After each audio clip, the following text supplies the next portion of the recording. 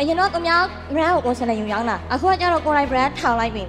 လူတယောက်လာရင်တော့မှကျမကလေစကားပြောမှကြောက်လို့အိမ်ထဲဝင်ပုံးတာလူအရမ်းကြောက်တယ် social phobia အရမ်းဖြစ်တယ်ပေါ့လေ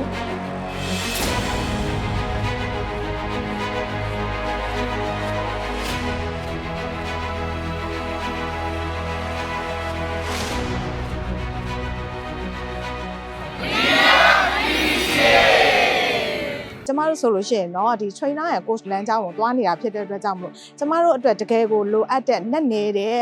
business coach တယောက်အနေနဲ့လောက်ရမဲ့ coaching နည်းပညာရက်တွေပြီးတော့လို့ရှိရင်ဆရာရဲ့ behind the scene က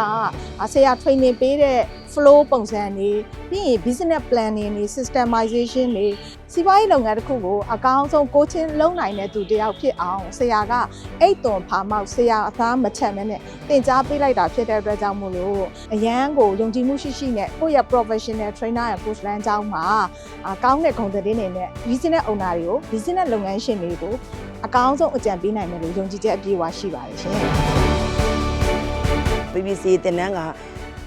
လုပ်ငန်းအတွက်ကိုချင်းအတွက်တခုတည်းမဟုတ်ပဲねဒီဘဝနေနေမှာမိသားစုအတွင်းမှာဘယ်လိုနေထိုင်ရမယ်ဒီဥဆောင်မှု level တွေကိုအတွက်ကိုပတ်ဝန်းကျင်အတိုင်းဝန်းအတွက်ကိုမိသားစုအတွက်ဆိုတဲ့ဥစ္စာလေးတွေပါအကုန်လုံးကိုအချိုးကျကျအမားတို့ရရှိသွားပါတယ်ရှင်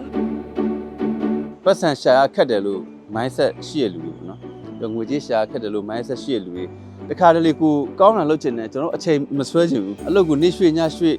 လုပ်တဲ့လူတွေညှော်လင့်ချက်မဲ့နေတဲ့လူတွေအနေနဲ့လာပြီးတော့တက်တဲ့တယ်ပေါ့နော်တခါလေကိုမိသားစုဘယ်လိုဥဆောင်မလဲကိုအဖွဲ့အစည်းကိုဘယ်လိုဥဆောင်မလဲဒီလမ်းပြောင်းနေတဲ့လူတွေပေါ့နော်အတွေးခေါ်ပိတ်နေတဲ့လူတွေတေချာပေါက်လာပြီးတော့တက်တဲ့ပါတယ်